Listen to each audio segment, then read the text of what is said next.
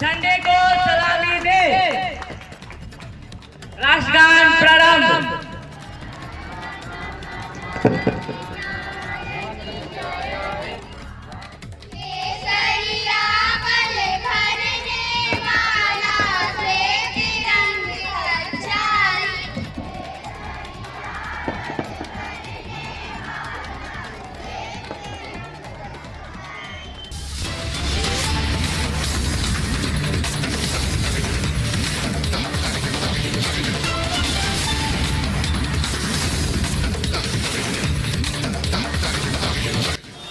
स्वतंत्रता दिवस के उपलक्ष्य में अपने पंचायत भवन में, प्रेमचंद विद्यालय में और इस ठाकुर रामनंदन राजेंद्र उत्तर माध्यमिक विद्यालय के प्रांगण में ध्वजारोहण समारोह में उपस्थित हैं।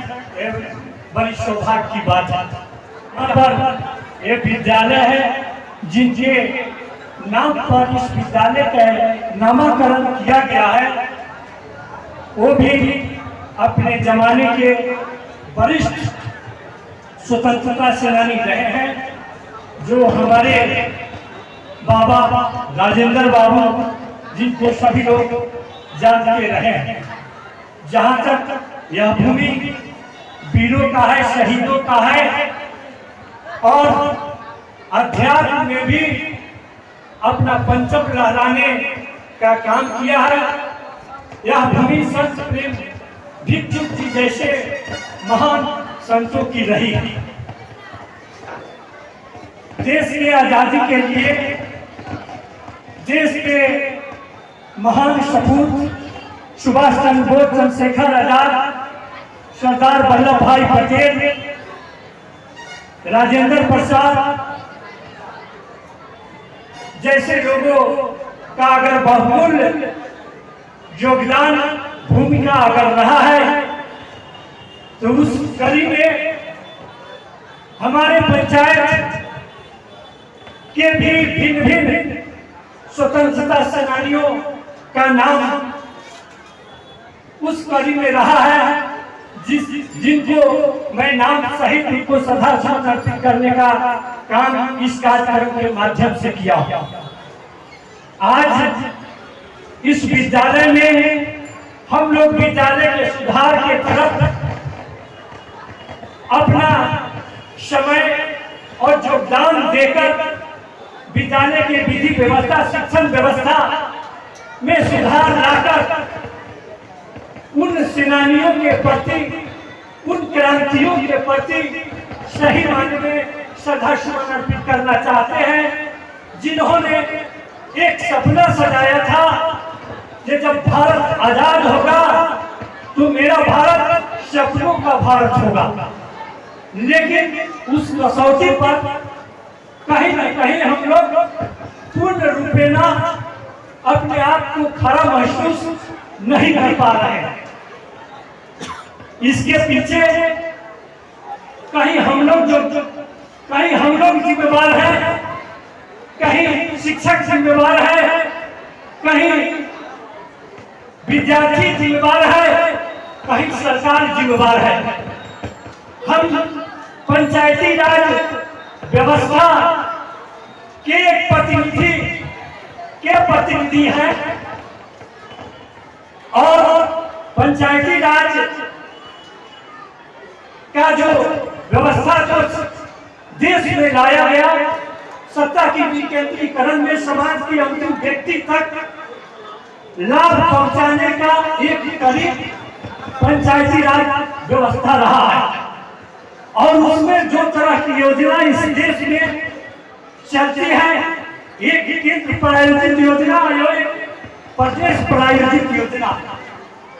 केंद्र जो अपना योजना चलाना चाहता है वो बिहार सरकार के माध्यम से पंचायतों की स्तर से समाज के अंतिम व्यक्ति तक ले जाना चाहता है।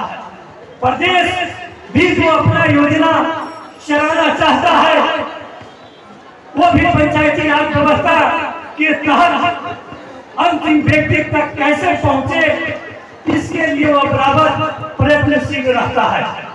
कहीं न कहीं सरकार जिम्मेवार होता है, कहीं हम जिम्मेवार होते हैं, कहीं पब्लिक जिम्मेवार होता है। सरकार जिम्मेवार अभी देख रहे हैं जातीय गणना कराया जा रहा है, सरकार की व्यवस्था है, शिक्षकों को उसमें लगा दिया गया है, पंचायत का उसमें सहयोग दिया जा रहा है।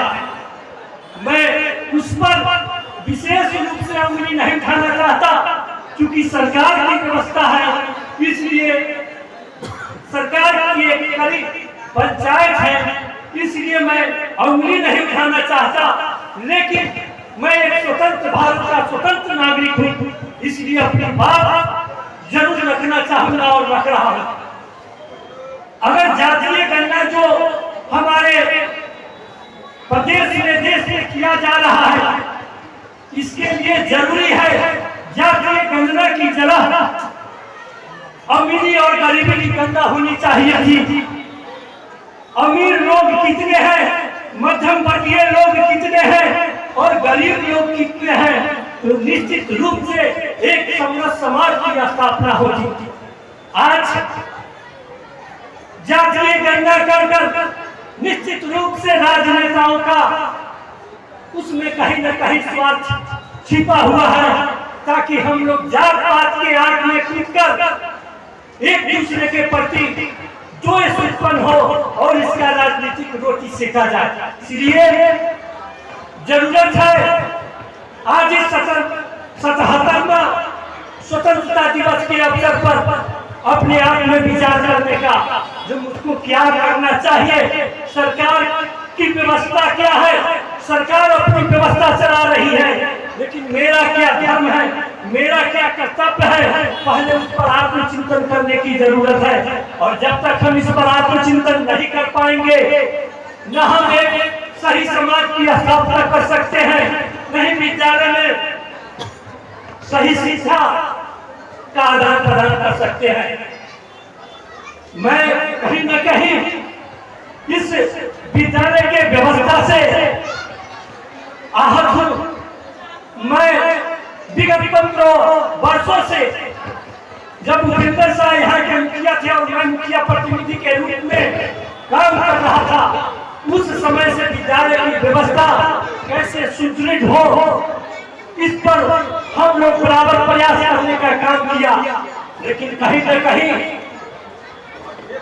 कुछ लोगों की वजह से मैं जहां से स्टार्ट करता हूं, फिर आकर वही का वही आकर रुक जाता हूं। आज एक शायर है कि गम का फसाना किसको सुनाऊं, टूटा हुआ दिल किसको दिखाऊं। मैं गैरों से सुना हूं कि मेरे साथ विद्यालय में इस तरह का व्यवहार किया गया, हमको सही रूप में हमको ट्रीट नहीं किया गया। लेकिन मैं अपनी बात कहना चाहता हूं, यह जनता की अदालत है और यहाँ गणमान्य नागरिक उपस्थित है।